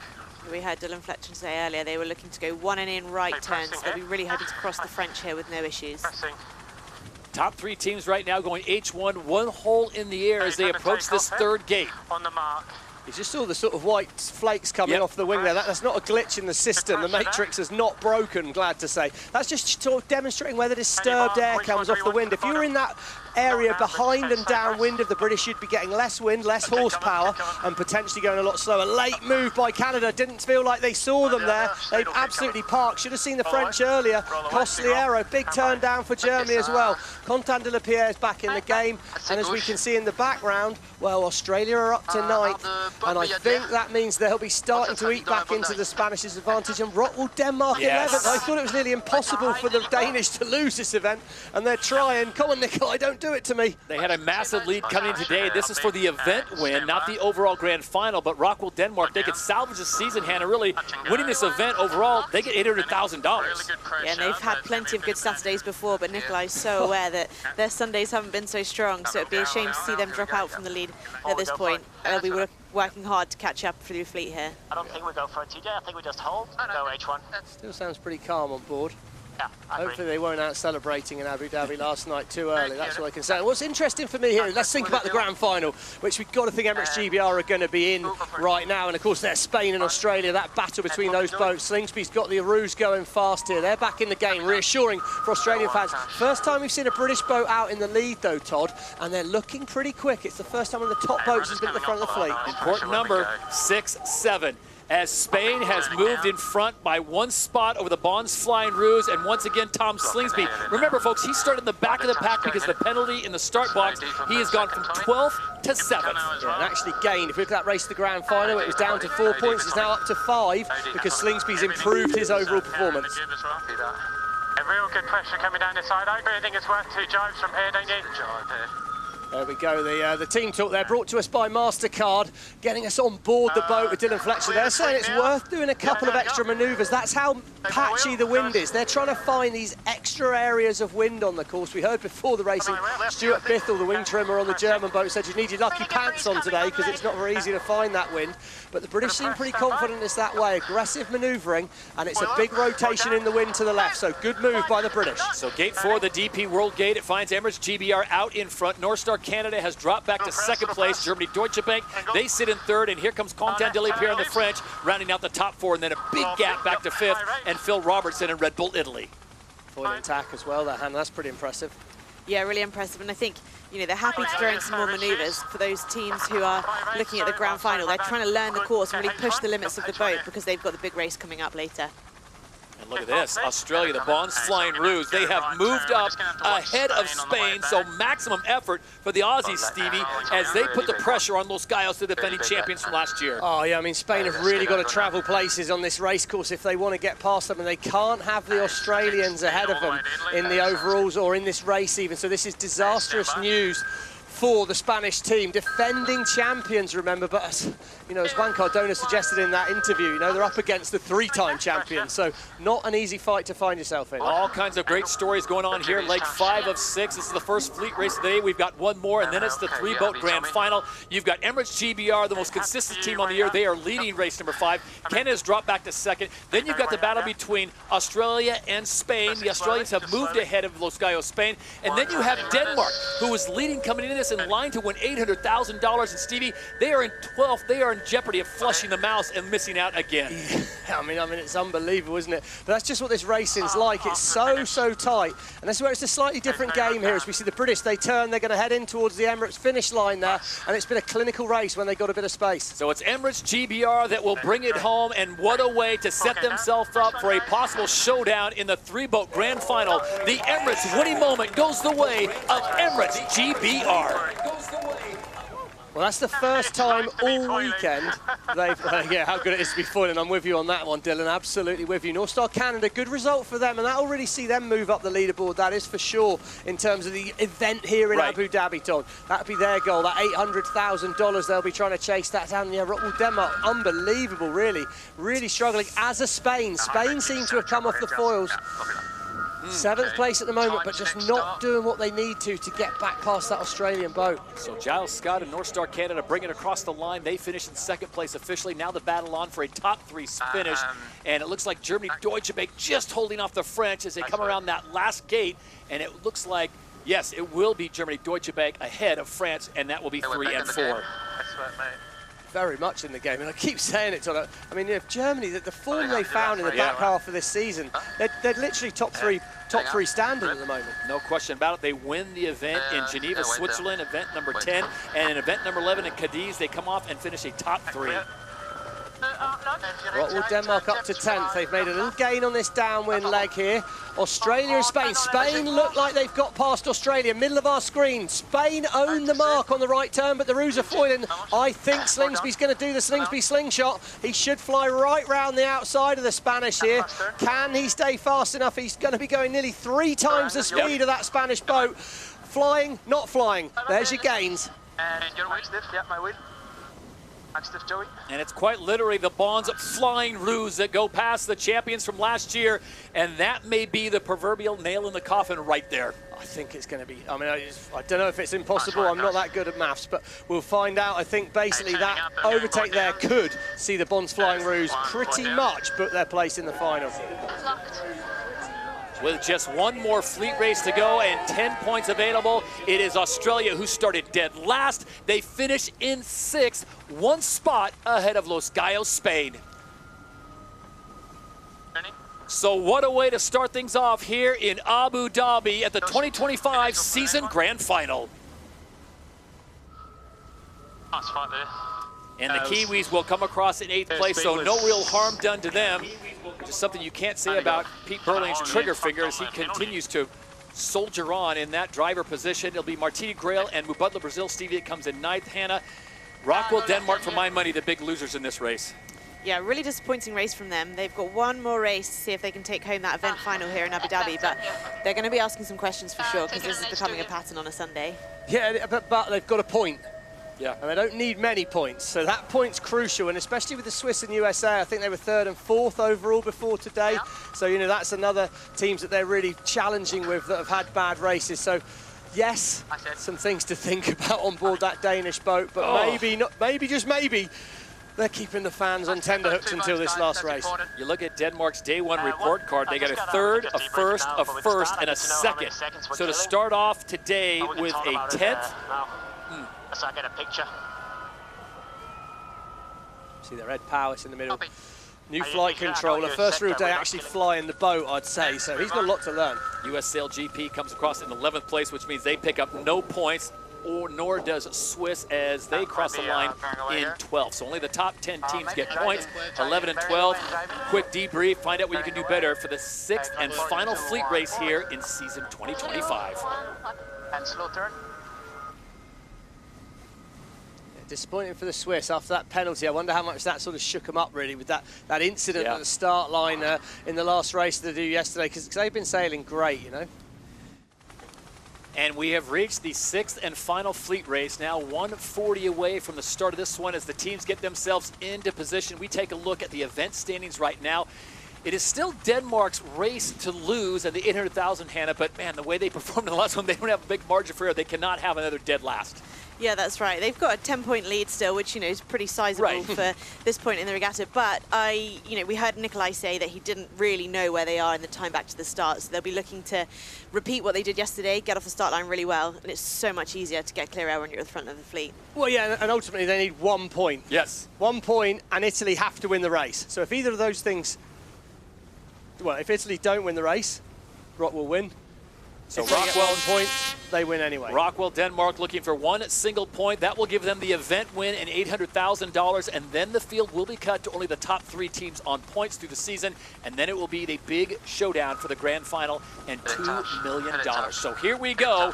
Spain taking a odd route to get into the start box. Well, they're watching out for Australia, look, and of course Australia, it's all about that. Australia are going to just try and stick to Diego Botín Spanish team like do. Right away Spain here. Bons Flying Rouge need to keep clear. Bons Flying Rouge will manoeuvre and try and get overlapped with the Spanish boat to be able to hold them up here. So Spain are trying to run away. They're off the top of the course. He's got to watch out. The Bons Flying Rouge will come back at them here.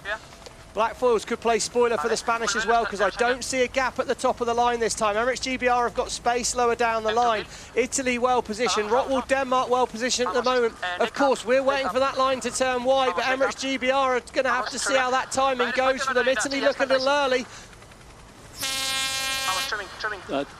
This is the umpires. Early start penalty, Italy, GBR, Brazil. Oh, GBR were early there, and the Italians, I thought they looked pretty close pretty early. France are going to struggle to accelerate. Rockwool Denmark should punch out the middle here. If they can pop onto the foils, then they're going to take the event win in Abu Dhabi. France are well positioned. Oh, and the Delapierre takes the boat off, but at the same time, Rockwool Denmark are in the air, and I think it should be Rockwool leading at Mark 1 from here. Bearing away in 5. Bearing away in 3, 2, 1. Bearing away. In the final fleet race of the season, it is Rockwell, Denmark, Nikolai Sehested who get the whole shot. Quentin Delapierre and the French in second, and Taylor Canfield and US SailGP in third. Los Gallos are in the mix, 5th. They have to win the race, simple as that. But I think they need teams like France and USA to have bad ones. So it doesn't look good, but the Australians, the Bons Flying Rouge, are way out the back. How can Rockwool stick this maneuver? Hannah, the Spanish somehow avoided the clutches of Tom Slingsby and the Bons Flying Rouge, so they've got a little bit of open water now in 5th place, and knowing that the Bons Flying Rouge are in the back, you know they're getting the data from shore. Yeah, they did really well there to find a space at the top of the line, but it's not over for them yet. They've really got to stick their position in the fleet. Like Stevie said, they have to probably get ahead of the US and France and hope that the Bons Flying Rouge can't climb up the fleet like they have been so good at doing. And SailGP powered by Mother Nature, so let's get a report on nature. Lisa Darmanin, you're down on the water. What can we see over the next 15 minutes as far as conditions? I would say that the wind has dropped just a little bit, which means that these foiling maneuvers are actually harder than they've ever been. It is getting a little bit more patchy out here. So if it looked hard, it's actually getting harder out here. And very impressed to see the Spanish coming away with that. There's so many battles within the fleet, but it is tough racing out here for all of the teams, and it's getting trickier and trickier for this grand final. This could come down to just a point or two, Stevie, because the Spanish have done exactly what they needed to do. Now, if they can go past the USA and Denmark, I guess don't hurt New Zealand or USA. That came about. So that's Ben Durham, coach the Australian there on the MasterCard Team Talk, and he's basically saying we want USA and New Zealand in the mix because it makes it hard for Spain to overtake them, and it's all about boats between Spain and Australia in the overall. This is good news for the Spanish, but they've got a lot of work to do. Good news for the Spanish, good news for Rockwell, Denmark, as they currently sit in a position to claim the event win at $800,000. But as it stands right now, Spain is 3 points out of that grand final and a chance at $2 million in defending their title from last year. Yeah, it all depends how tight the event standings are, though, because if Spain are only 1 point off of getting a place up, then they could get back in the game. It's very complicated maths here. So where's Spain on that list? 20. They need to get up to 7. They need 4 points gained. So really, they need Germany to lose a place as well, already out the back of the pack. Spain have got to win the race. Simple as that. They've got to find a rabbit from a hat. Boats apart. And tiny press, Diego, probably. You see as you go back through the fleet, Hannah, it's hard to know where everyone is, but also how on earth do you know where those bits of disturbed air are? Because you can see they're just struggling to get back foiling again. Yeah, there's been a huge separation already. We can see the leaders of the pack almost halfway up that next leg, with the back of the pack still struggling to get downwind and all of that disturbed air. For the Spanish, they've just got to focus on sailing their boat and hope that the cards fall in their favour. Could have the right of way as they come back together with the French here. So they're going to be right in the match to win this race. 80 metres off the lead it's showing as Spain have the right of way, but France are about to foil. It's getting back into the breeze. France are foiling. Rockwool Denmark are foiling. Spain need to get foiling quick, and then it's going to be game on in the race to gate 3. Halfway through the 6th and final fleet race, there you see the Rolex chasing time as Spain and France are locked into a battle now, up to 12 seconds separating them. And as Stevie's point plays out, those guys need to pick up another spot, and they need Australia to stay in the back of the pack and not pick up a point.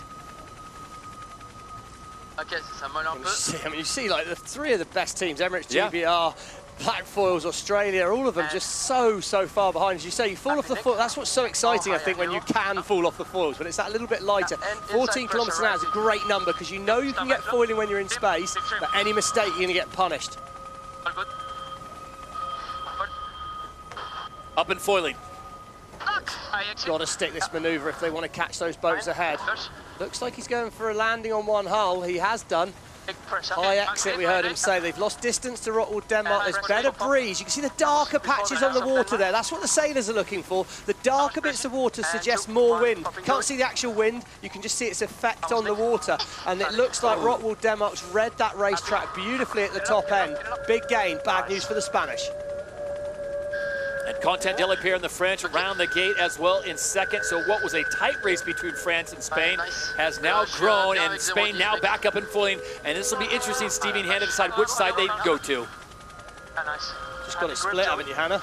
Yeah, I think so. And there's actually quite a lot of space. If they turn right here, they've got a long way to the boundary, which gives them a much better chance of sticking that manoeuvre when they jibe into potentially some disturbed air when they come back in contact with the fleet. I think in any of these races, you see there, Joel Rodriguez there, the flight controller, he'll be enjoying getting his hands on the tools. That is for sure, flying that boat. But if you're behind, you want separation, Todd. So you've got to sort of take it, a bit of space. If you just follow them, it's really, really unlikely because even if you catch them up, you end up in disturbed wind and then you're going to go slower again. So Spain have made the right call, but basically they're relying on Lady Luck right now.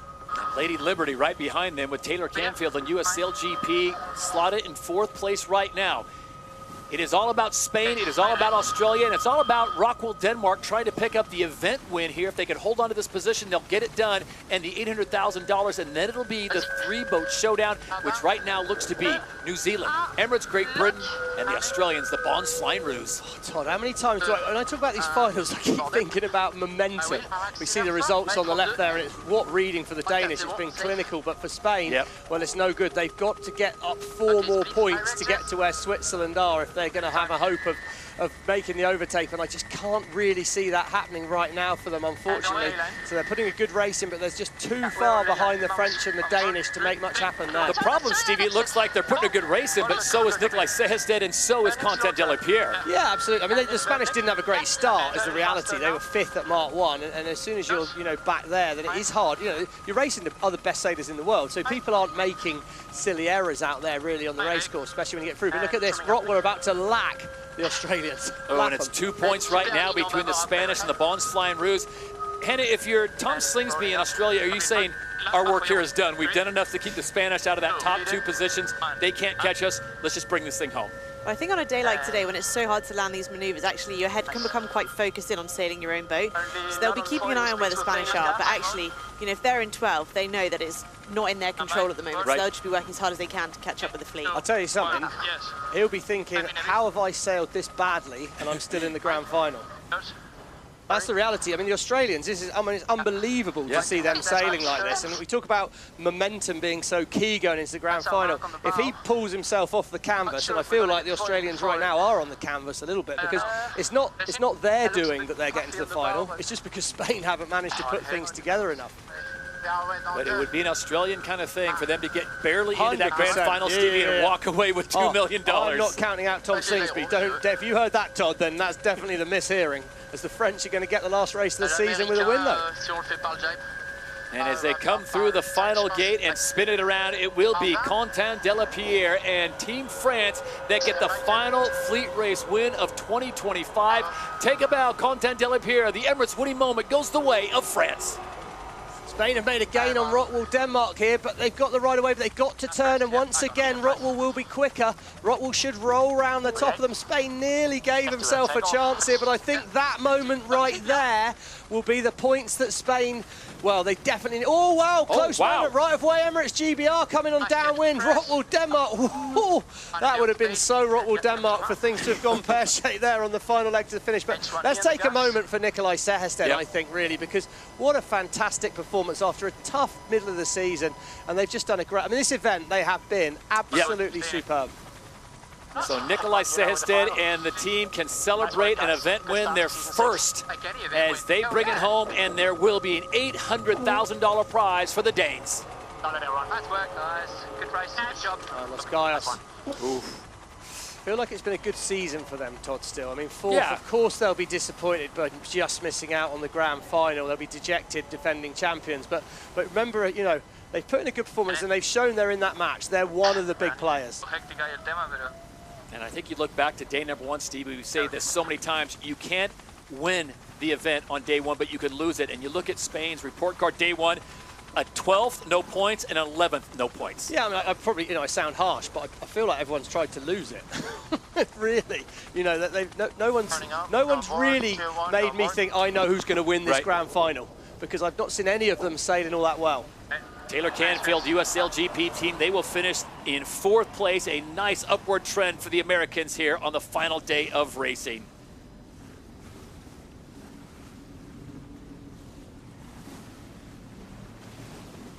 So they start looking towards season 6 in 2026, which will be Perth, coming up January 17th and 18th. That'll be the Oracle Perth Sail Grand Prix. Exciting times there, but we still have one more big race to come, and that is the grand final with $2 million on the line. I think something for us to think about. I think we should start thinking about that grand final now. And it's a massive difference, Hannah, isn't it? With just 3 boats on the race course. So where we're seeing boats not on the foils, not on the foils, as soon as you've got that space out there on the race, tight moment here, black foils need to keep their eyes out. We don't need any of that unscripted drama at the end of the race. But yeah, as soon as there's a bit more space, we can anticipate all the 3 boats in the grand final being out of foil around the racetrack. And then it comes down to a bit more of a boat speed race. Yeah, that's right. One of the reasons they're not able to stick these manoeuvres here is just because of the inconsistency of the breeze coming when it's having to navigate through all of the different wing sails of all the boats on the course. So I'd expect to see a lot more foiling manoeuvres and the boats stay up on the foil for the duration of the race. So it's going to be a lot about the start and, like you said, boat speed race. Perfect picture illustrating your point, Hannah. You see the Bons Flying Rouge team coming in 10th place. Their work is done, but they're up and foiling no problem. And Emirates GBR and Red Bull Italy just in H1 mode, so only able to get 1 hole up and out of the water. So a nice finish for Dylan Fletcher and the Brits, the most consistent team in season 5. They will finish the fleet racing with a 5th place, and now they will get ready for the grand final. Well, this will mean they'll have won the season, won't it, as well? They'll be at the top of the leaderboard for the whole season.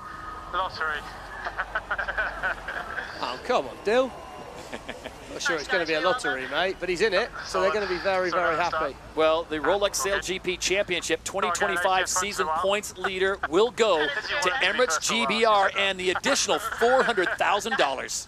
Well, the only lottery I get to play for millions of dollars, there's about 300,000 or 400,000 people in it, so at least you're in a best of 3, aren't you, Dylan? Come on, mate. And Italy will come across in 6th place with Phil Robertson taking over the wheel from Ruggiero Tito. North Star Canada finishes in 7th.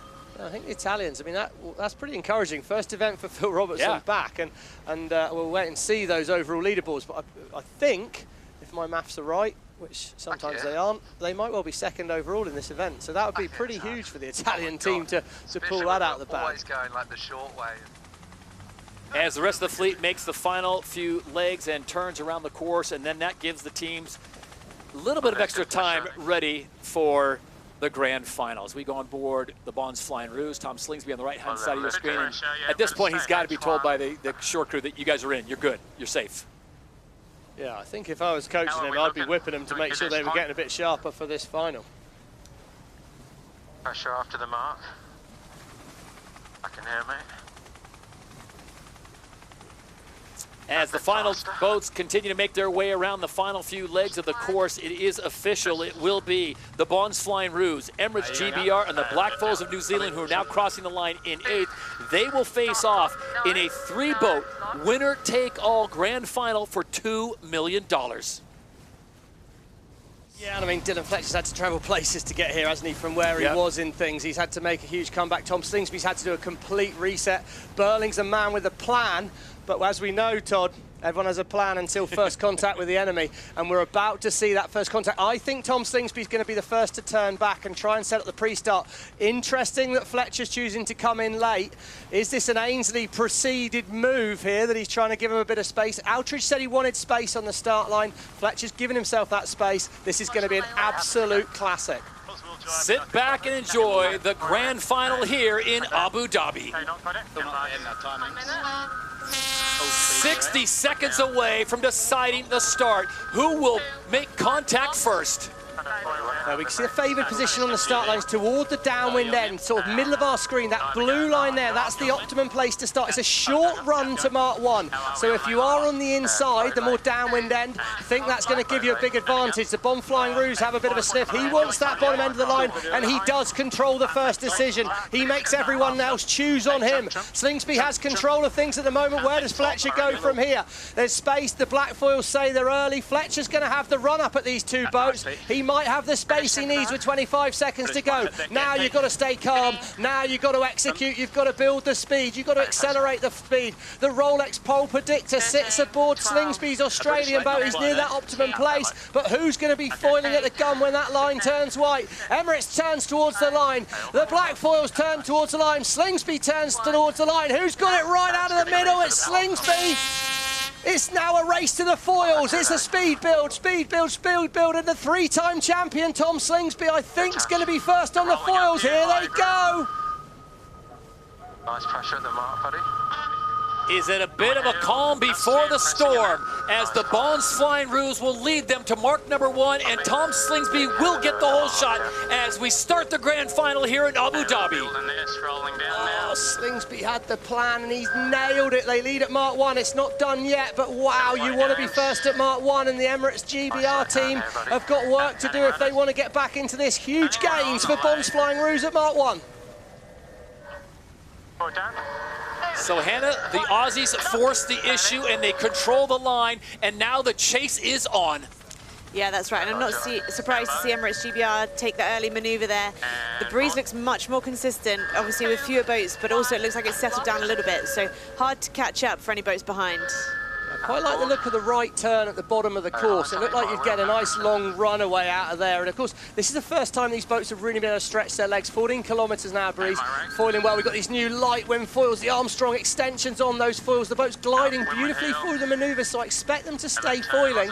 But at gate 2, it's a big decision. And as they approach gate 2, the DP World Gate, we check it down in the water. Lisa Darman and Stevie likes the right-hand turn. What do you say? I really think that they're going to continue to go straight in these conditions, optimize the time that you're on the foils. As you kind of said, I expect them to come back this way.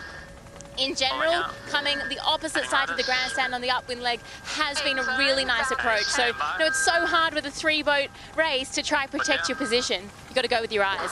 Big, big moment there, Lisa. As we say that, the black foils chose to get away and get into space. Emirates are going to turn straight away here to get clear wind, and it's now about building speed, and this is just crucial. There looks like good wind in towards that side of the course where the Bonds Flying Ruse are. The leaderboard is close. This race is all on. Who's going to find the most breeze? Foiling. Oh, they're off the foils on board the Bonds Flying Ruse, and they've tried to press too soon. They didn't get foiling smoothly. Can the black foils stick this manoeuvre?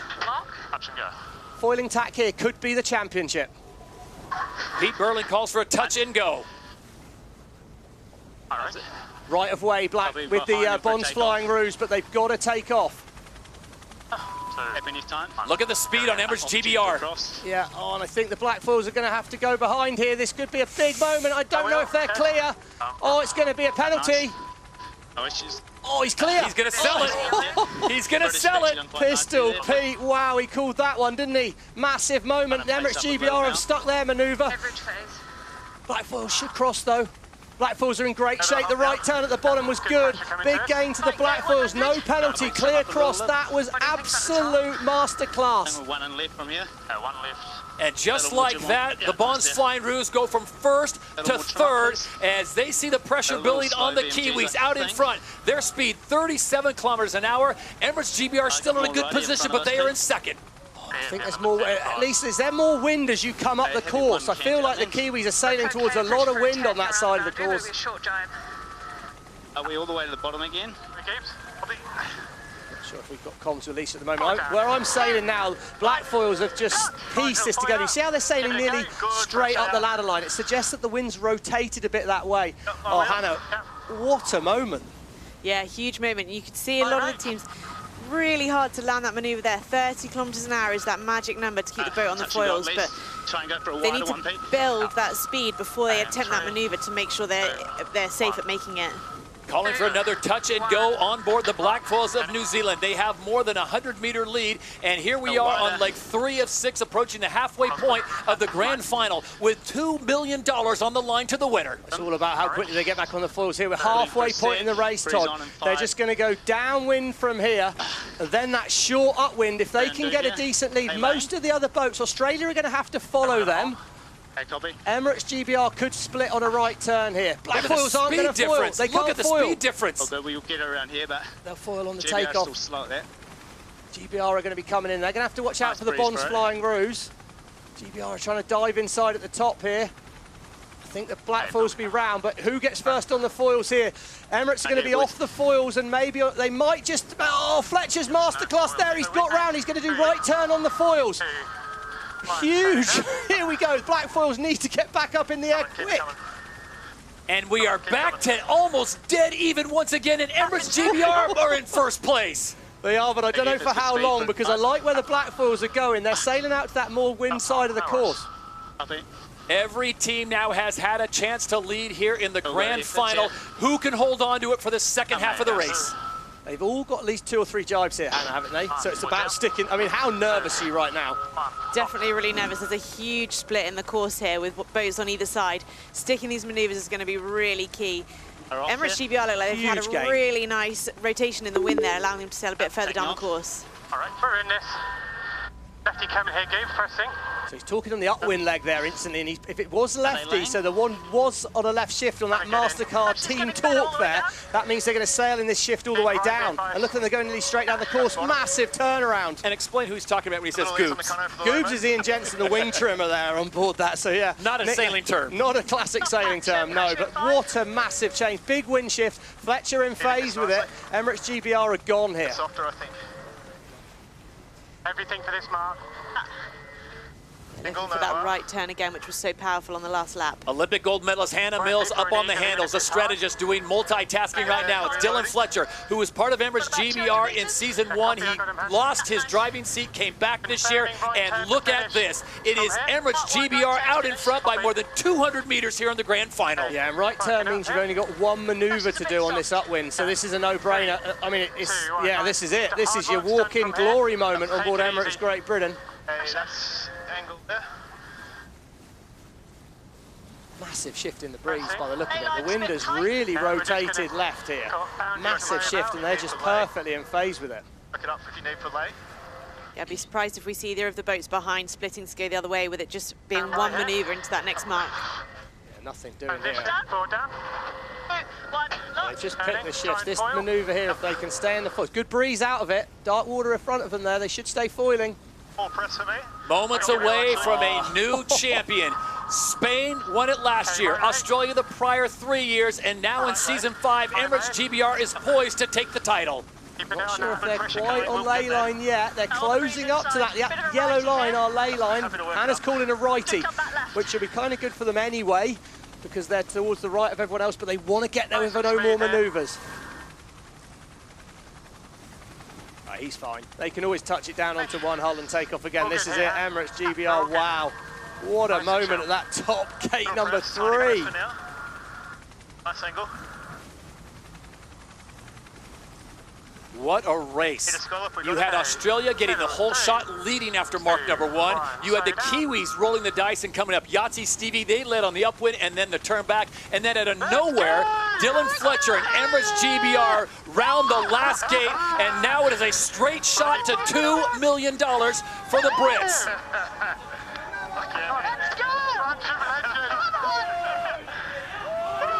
Years ago, they used to say the British are coming. Well, the British have arrived. The Emirates winning moment goes the way to Emirates GBR. They are the Season 5 champions. What a race.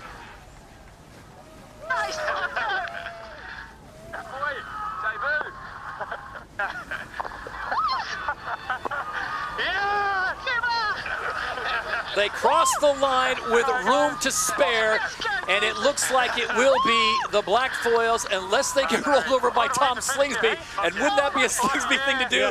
I'm not going to settle for third. I'm taking second. Yeah, can the black foils get up and foiling here? Well, what a season for both these teams. It's going to be tight. Looks like the Bonds Flying Roos are going to sneak through on the inside here of the black foils.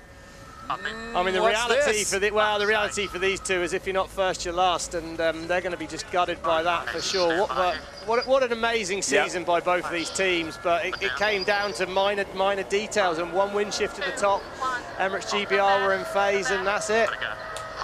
The Bonds Flying Roos will finish in second place in front of the fans here in Abu Dhabi, and the Black Foils of New Zealand will finish in third. But what an amazing event, and the celebration can now begin. Emirates GBR are champions in Season 5.